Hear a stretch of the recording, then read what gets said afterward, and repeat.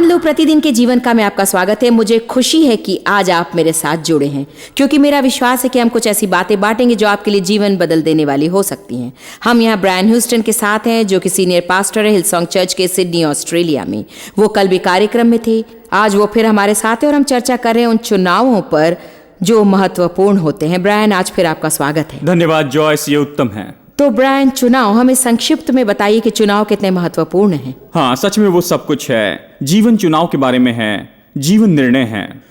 वचन कहता है कि बुद्धिमान के लिए जीवन ऊपर बढ़ते जाता है यदि वो बुद्धिमानी से चुनाव करे तो। जीवन में कुछ करवटें और मोड़ है, परंतु हम उससे जाते हैं तो ऊपर जाते हैं। दुर्भाग्यवश कुछ लोगों का जीवन ऊपर जाने के बजाय नीचे जाता है, और मैं सोचता हूं कि ये चुनाव का फर्क है। ब्रायन, मैं सोचती हूँ कि लोग सोचते हैं कि उनकी परिस्थितियां उनके जीवन पर राज्य करते, परंतु ये तो उन परिस्थितियों के प्रति हमारी मनोदशा है, और आपकी मनोदशा तो आपके चुनाव पर आधारित है ना?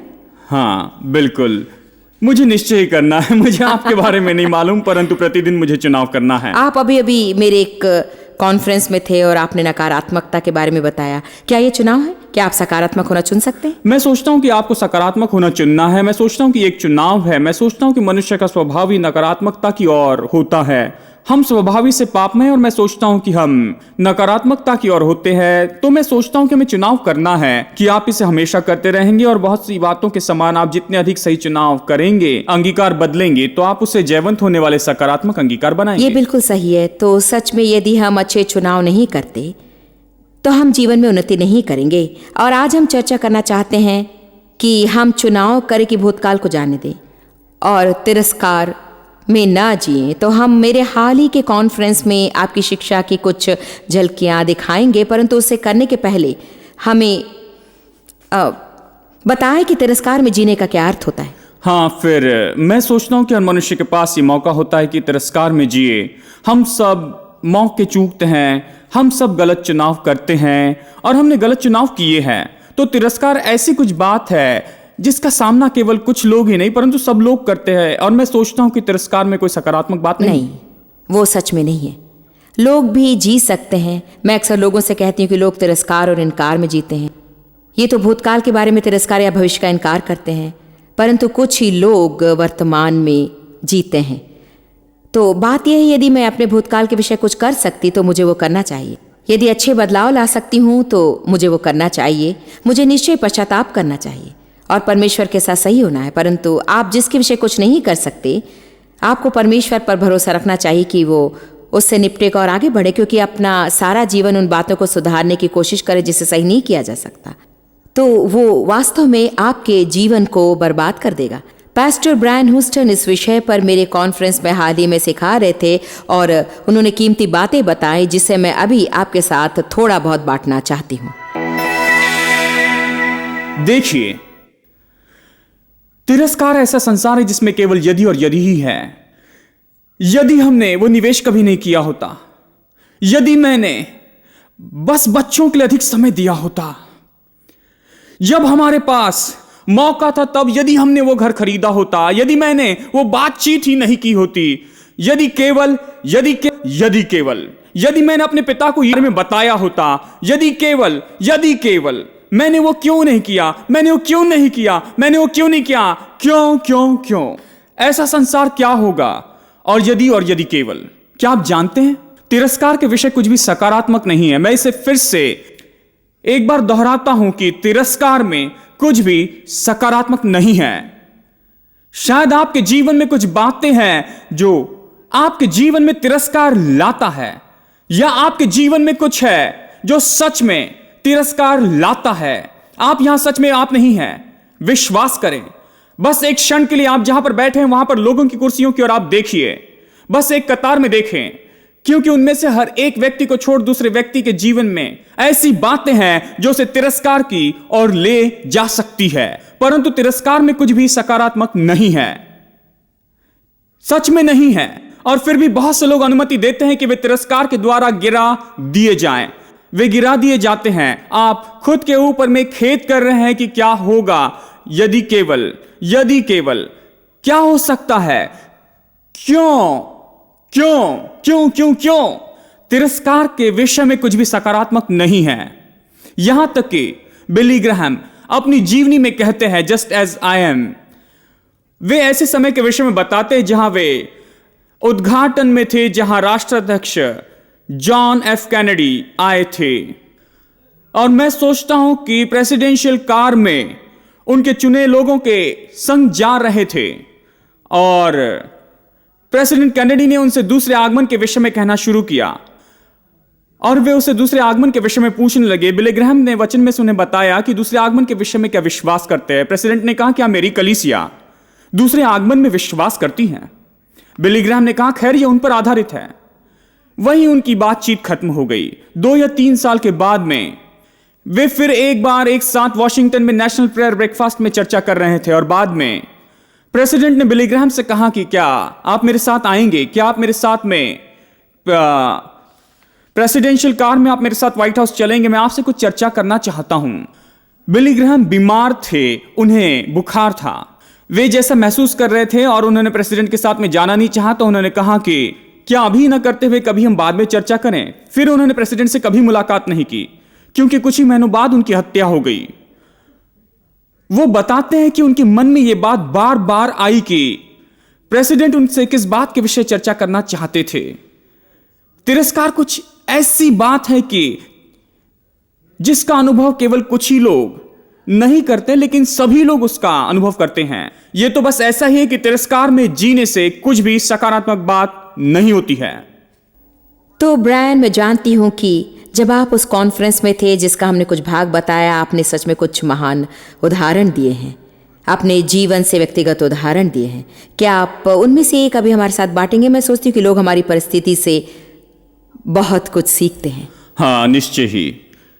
पिछले साल मेरे माता और पिता की मृत्यु हो गई। पिछले साल अप्रैल में माँ की मृत्यु हुई और पिता की मृत्यु नवंबर में हुई। ये तो साल भर में ही हुआ। वे अपना पूरा जीवन सेवकाई में थे। मैं बढ़ता गया। मेरा जन्म साल्वेशन आर्मी में हुआ, परंतु कुछ ही वर्षों पहले उन बातों के साथ में व्यवहार करना पड़ा जिसके साथ मेरे पिता 30 वर्षों से अधिक समय से जूझ रहे थे। परंतु वे बहुत गंभीर बात थी। एक पास्टर और अगवा होने के नाते मुझे निर्णय लेने पड़े जिनका उनकी सेवकाई पर प्रभाव पड़ा। ये पीड़ादायी सही निर्णय थे, परंतु निश्चय ही उसे लेना आसान नहीं था। निश्चय ही मैं था एक बेटा और एक पास्टर और एक अगवा और बहुत कुछ, परंतु मैं सोचता कि सच में मेरी माँ इसके कारण बड़ी मुश्किल में से होकर गई क्योंकि मैंने वो निर्णय लिया था। वो एक महान स्त्री थी, मेरे साथ में वो खड़ी रही, वो रुकावट नहीं थी। मैं बता सकता कि उसके जीवन के अंतिम 5 वर्ष बहुत ही मुश्किल के थे और जब उनकी मृत्यु हुई मुझे सच में मेरी सोच को चुनौती देना पड़ा। मैं खेत के उन मार्गों में नहीं गया जो विनाशक थे क्योंकि वो करना तो सकारात्मक नहीं था, परंतु निश्चय मेरे पास में मौका था कि मैं ये मन में सोचता चला जाऊं कि क्या मैं इससे कुछ और अच्छे तरीके से कर सकता था। जानते हैं ब्रायन, तिरस्कार में पूरा जीवन बिताने से कुछ लाभ नहीं होता। मैं सोचती हूँ एक माता होने के नाते जब मेरे बच्चे छोटे थे तब मेरे जीवन में वो बदलाव नहीं हुए थे जो अब हैं, क्योंकि मैं उस समय आज के जैसे वचन नहीं जानती थी। मैं मेरे बच्चों को नहीं मारती थी, परंतु मेरे साथ रहना मुश्किल था क्योंकि मेरी मांगें बहुत ज़्यादा थी और मैं शायद ज़रूरत से अधिक चिल्लाती थी और मैं सच में अधिक काम चाहती थी। इसलिए मैं जैसे चाहती थी वैसे अपने बच्चों के साथ खेलने के लिए समय नहीं निकाल पाती थी। जब आपके बच्चे बड़े हो जाते हैं और विशेषकर यदि आप उन्हें उस व्यवहार को प्रकट करते देखें जिसे आप जानते हैं कि वो सही नहीं है, मैं सोचती हूँ कि बहुत से माता पिता खुद पर दोष लगाते हैं। और बात यह है कि यहाँ मैंने कुछ उत्तम काम किया, उत्तम कर सकती थी, परंतु उस समय मैं जितना जानती थी उसमें मैंने सबसे उत्तम काम किया है। मुझे सच में खेद में जीने की उस परीक्षा से लड़ना पड़ा कि मैं अपने बच्चों के साथ अधिक ना खेलूं, उनसे अधिक बातें ना करूं, ये नहीं करूं, वो ना करूं और कुछ ना करूं। मैं आभारी हूं उन वचनों के लिए जो कहते हैं कि जैसे यशायाह 43:18 में, पिछली बातों को स्मरण ना करूं, ना ही पुरानी बातों की ओर ध्यान दूं। देखो मैं नई बात कर रहा हूं। परमेश्वर हमारे लिए हमेशा नया काम करता है और भूतकाल के खेद में जीना अच्छा नहीं है। खेद तो बस यही करता है, वो तो आपको भूतकाल और अच्छा नहीं करता। भूतकाल में कुछ भी जीवन नहीं है ना? ये खेत तो यही करता है, वो तो बस आपको भूतकाल के लिए उकसाता है और आपको वहीं पर रखता है। यदि आप खेत में खुद को बंद करके रखेंगे तो जीवन में कोई आगे नहीं बढ़ेगा। मुझे मालूम नहीं, परंतु शायद लाखों लोग इस वक्त हमें देख रहे हैं, वो जानते भी नहीं कि वे उसे कर रहे हैं। हम जाल में फंसते हैं, शैतान को हमें जाल में फंसाना पसंद है। वो हमें उस क्षेत्र में फंसाना चाहता है जहां हम कुछ करते हैं जो हमें नाश करता है, और हम जानते भी नहीं कि हम उसे कर रहे हैं। इसलिए हम आश्चर्य करते कि हमारे जीवन में क्या हो रहा है और हमारे पास आनंद और शांति क्यों नहीं। परमेश्वर ने मुझे सिखाया कि मैं विलाप या खेद में न जीऊं, परंतु वर्तमान में जियो। ये दिन प्रभु ने बनाया है, मैं आनंद बनाऊंगी और हर्षित हो जाऊं। इस ब्रेक के बाद हम वापस आएंगे और मजबूत जीवन की महान कुंजियों में से एक को देखेंगे।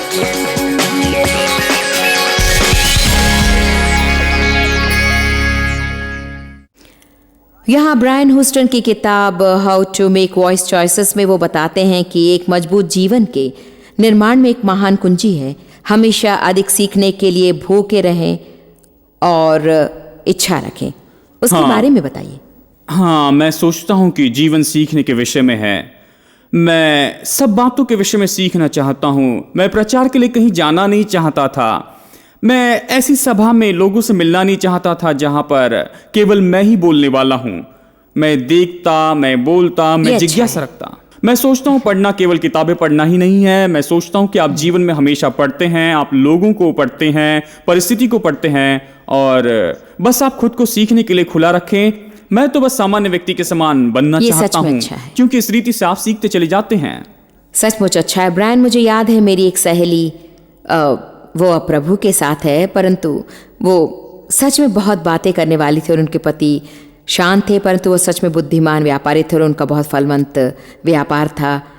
एक बार हम सब कुछ लोगों के साथ थे, हम सब किसी बात के विषय बातें कर रहे थे और वो कुछ भी नहीं कह रहे थे, और बातचीत के अंत में जब केवल वो दोनों ही थे तब उसने उनसे कहा, उसने बाद में मुझे ये सब बताया, उसने उनसे कहा कि आपने क्यों बात ही नहीं की और उन्हें क्यों नहीं बताया कि आप क्या जानते हैं।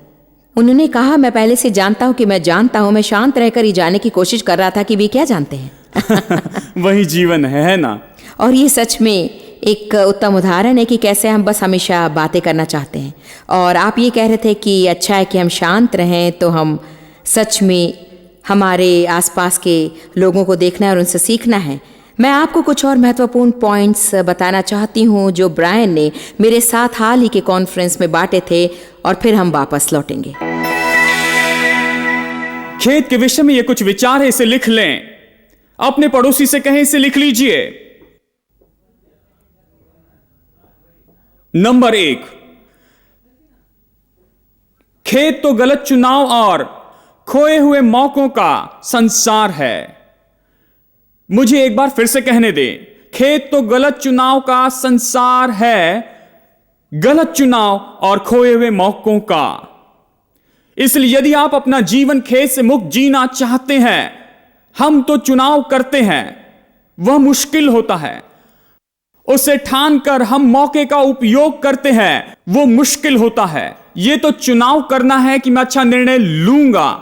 खेत के विषय में उत्तम सुरक्षा प्रतिक्रिया न करें, बस शांत रहें और निर्णय लें कि मैं सही चुनाव करूंगा, मैं सही निर्णय लूंगा, मैं ऐसा निर्णय लूंगा जो परमेश्वर की बुद्धि को दिखाएगा।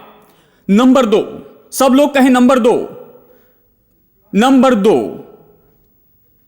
तिरस्कार तो दिमाग को सताना है, मन का दर्द और प्राण की यातना। पहला तिमोथी अध्याय 6 और वचन 10 ऐसे लोगों के विषय बताता है जो फंस जाते हैं। वे बंद हो जाते हैं पैसा और पैसा कमाने में। उनके पास पैसों के विषय बुरी आत्मा होती है। कुछ तो इतने दूर चले जाते हैं कि विश्वास से ही दूर हो जाते हैं। वचन कहता है कि वे खुद को अनेक दुखों से छलनी बना देते हैं, खुद को बहुत से दुखों से छलनी बना देते हैं। तिरस्कार तो यही करता है, वे खुद को गहरे खेद के द्वारा छलनी बना देते हैं, और ये खेद, ये तिरस्कार उन्हें छलनी करता है।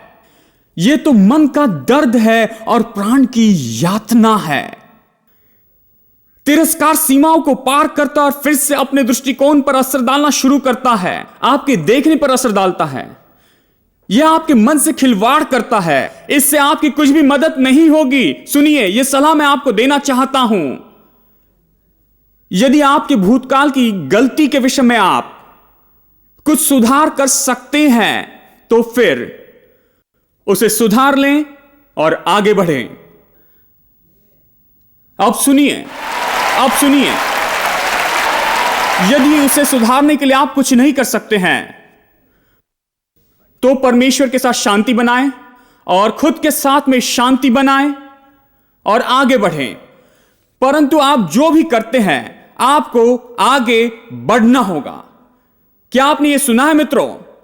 आप चाहे जो करते हैं आपको आगे बढ़ना होगा। खेद आपको भूतकाल की ओर उकसाता है और पीछे देखने लगाता है। फिलिपियों अध्याय 3 में मैं सोचता हूं वचन 21 में आप वचन जानते हैं, पौलुस कहता है जो बातें पीछे है उससे मैं भूल जाता हूं और मैं आगे बढ़ता हूं, भूल जाता हूं। आप में से कुछ लोगों की यादें बहुत अच्छी है, आपको भूलने की आदत अच्छी बनानी है। आपको भूलने की आदत अच्छी बनानी है। वो परमेश्वर जिसकी हम सेवा करते हैं वो भूलने में बहुत अच्छा है। एक क्षण के लिए इसके बारे में सोचिए। पूर्व से पश्चिम जितना दूर है मैंने तुम्हारे पाप तुमसे उतने ही दूर कर दिए हैं। कितने दूर? पूर्व से पश्चिम जितना दूर है मैंने तुम्हारे पाप तुमसे उतने ही दूर किए हैं, उतने ही दूर कर दिए हैं। प्रभु की स्तुति हो। जानते हैं ब्रायन, आपके प्रचार की क्लिप दिखाने के पहले एक बात से हम सीख सकते हैं। हम चर्चा कर रहे थे कि कैसे जीवन की हर बात सीखने का अनुभव हो सकता है। जहाँ भी हम जाते वहाँ से हमें कुछ सीखना है। एक बात हम कर सकते हैं कि हमारी गलती के लिए खेद करने की बजाय हम हमारी गलतियों से कुछ सीख सकते हैं। मैं सोचती हूँ कि आपके पास अच्छा व्यक्तिगत उदाहरण है जिसे आपने हमारे कॉन्फ्रेंस में अपने बच्चों के बारे में बताया था। आप उसे हमें बता सकते हैं? यदि आप गलती के बारे में कह रहे हैं तो मैं बहुत कुछ बता सकता हूँ, क्योंकि कई वर्षों में मैंने बहुत पाया है। परंतु प्रभु का धन्यवाद हो कि उसने मुझे उन सब के ऊपर में जयवंत किया है। आप जिस कहानी के विषय कह रहे हैं वो तो मेरे बच्चों के विषय में है। मेरे बेटे अब बड़े हो गए हैं, 26 और 23 वर्ष के वे हैं। परंतु मेरी बेटी होम वीडियोस देख रही थी। मुझे मालूम नहीं क्यों उसने वो सब कैसेट्स निकाले, परंतु वो वहां पर बैठी थी और मैं उस कमरे में आया। मैं सुन सकता था, वो बड़ा भयानक सुनाई दे रहा था, मानो श्वास रुक गई, मैं ऐसे कहूंगा। ये छोटे बच्चे हैं। मैंने स्क्रीन की ओर देखा और वो भयानक व्यक्ति मैं था कई वर्षों पहले। ये छोटा लड़का जो लगभग उस उम्र का था, शायद मैं उससे पूछ रहा था कि उसके हाथ पर क्या है। उसकी प्रतिमा ने मुझे आकर्षित किया क्योंकि वो वहां अपने छोटे हाथ को ऊपर उठाया था, मासूम सा था। उसने कुछ कहा। मैंने कहा तुम मुझे सच नहीं बता रहे हो। और उसके चेहरे पर ऐसा भाव आया जिससे मुझे हिला दिया और मैं उससे अधिक नहीं देख पाया।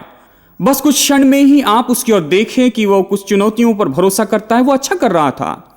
वो हमारा एक यूथ पास्टर है, परंतु जीवन में उसकी क्रिया देखकर मैंने तुरंत सोचा कि मैंने उसके भरोसे पर प्रभाव डाला है। मैं तो खेत के इस मार्ग पर बढ़ता चला गया और फिर मैंने खुद को याद दिलाया, रुको एक मिनट, तुम्हारे बच्चे भी इसी मार्ग पर है। सच तो ये है, एक पिता होने के नाते मैं अच्छा कर रहा हूं, मेरे बच्चों के साथ मेरा अच्छा संबंध है। मैं सोचता हूं कि यदि आप खेद में रहते हैं और गलतियों पर ध्यान देना शुरू करते हैं तो फिर आपने जो कुछ अच्छा किया उसे भूल जाते हैं। सच तो यह है कि मैं सोचता हूं कि अधिकतर माता पिता जानबूझकर गलत व्यवहार नहीं करते हैं, वे सर्वोत्तम कोशिश करते हैं और खेद तो हमेशा गलत बातों पर ही ध्यान लगाता है। हम बातें कर रहे हैं परवरिश और माता पिता जो गलती करते हैं या सोचते हैं कि गलती के उस बारे में। बहुत से लोगों के लिए ये मुख्य चिंता की बात है, विशेषकर आज हमारे समाज में। व्यक्तिगत रूप से बहुत से लोगों को जानती जो खुद को पीड़ा देते हैं, वे उत्तम माता पिता नहीं हैं और सही चुनाव कभी नहीं करते हैं। मैं सोचती हूँ कि हमें ये जान लेना है कि परमेश्वर ने मनुष्य को महान योग्यता दी है कि हम वापस आएं और जयवंत हों। मैं जानती हूँ कि मेरी परवरिश बहुत ही बुरी हुई। मेरे पिता के द्वारा ही कई वर्षों तक यौन शोषण हुआ और मैं सोचती हूँ कि अब मैं बहुत अच्छी हूँ। इसके लिए अधिक समय लगा और ये बहुत ही मुश्किल मार्ग था। मैं नहीं सोचती कि वो बातें अच्छी थी और यदि वो बातें मेरे साथ नहीं होती तो मेरा जीवन कुछ अलग ही होता। परंतु परमेश्वर सब बातों से भला ही उत्पन्न करता है। यहाँ तक कि जो बातें मेरे साथ हुई वे बहुत बुरी थी, उसमें से भला ही उत्पन्न हुआ क्योंकि अब ये लोगों के साथ की मेरी सेवकाई की नींव है। मैं सोचती हूँ कि आपको जितना विजयी होना होगा, कई बार आपका चरित्र उतना गहरा होना है। तो मैं आज सच में माता पिता को प्रोत्साहित करना चाहती हूँ कि यदि उन्होंने सब कुछ बिल्कुल सही नहीं किया है तो उन पर क्रोधित ना हो। बिल्कुल सही। माता पिता होने के नाते हम जो निर्णय लेते हैं वो महत्वपूर्ण होते हैं। मैं सच कहूं तो बच्चों के ऊपर वो असर डालता है। परंतु बच्चों के विषय मैंने एक बात सीखी है कि परमेश्वर ने उन्हें स्वतंत्र इच्छा शक्ति दी है। और आप भी जानते हैं कि परिवार में सब लोग अलग अलग होते हैं और वे सब अपना चुनाव करते हैं। मैं और मेरे भाई दोनों एक ही बेडरूम में बड़े हुए और फिर भी जीवन में हम पूरी तरह से अलग दिशाओं में हैं, जबकि दोनों में एक ही निवेश हुआ है।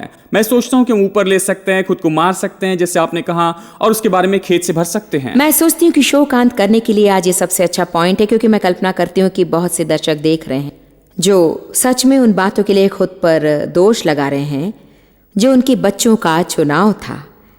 ऐसा नहीं था जो उन्होंने स्वयं किया था। मैं सोचती हूँ कि ये सच में अच्छा हुआ कि आपने वो बताया, क्योंकि मैं जानती हूँ कि ऐसी बातें होती हैं जिसके लिए हम जिम्मेदार होते हैं, परंतु निश्चय शैतान हमें जिम्मेदारी की गलत धारणा देना चाहता है और हमें महसूस कराने लगता है कि हमारी गलती है, और वो हमेशा उन बातों के लिए हम पर दोष देता है। आप बच्चे की सही परवरिश कर सकते हैं और फिर भी वे गलत चुनाव कर सकते हैं, परंतु बाइबल प्रतिज्ञा करती है कि आगे जाकर वे वापस आएंगे। और ये सच है। मैं सोचती हूँ कि जब हम बच्चे की सही परवरिश करते हैं तो वे सच में मुश्किल समय से जाते हैं, परंतु फिर भी उनके पास वो नींव होती है और वे निश्चय ही वहाँ वापस आएंगे। तो आपको सच में अपने चुनाव के बारे में सोचना है। बाइबल कहती है, मैंने तेरे सामने जीवन और मृत्यु रखे, जीवन चुन ले ताकि तुम और तुम्हारा वंश जीवित रहे। हम सारा दिन चुनाव करते हैं, चुनाव करते कि क्या खाएं, क्या सोचें, क्या कहें, क्या खरीदें, संबंधों में खुद को कैसे संभालें, मुस्कुराएं या नहीं। सारा दिन देखिए हम चुनाव करते हैं और हर एक चुनाव हमारे बोए हुए बीज के समान है। और बाइबल हमें स्पष्ट बताती है कि हम जो बोते हैं वही हम काटते हैं। एक बार फिर मैं आपको प्रोत्साहित करती हूँ कि आप अपने चुनाव के बारे में प्रार्थना करें। आपने जो पहले चुनाव किए हैं उससे भी उत्तम चुनाव करें, और आज हम ये स्रोत का ऑफर दे रहे हैं उसे ले, क्योंकि जैसे हमने आज आपसे कहा आपको सीखने वाला होना चाहिए। एक बुद्धिमान व्यक्ति हमेशा सीखना चाहता है। तो साथ बने रहें, सारी जानकारी लें। हम आपसे प्यार करते हैं और कल फिर मिलने की आशा करते हैं। प्रभु आपको आशीष दे।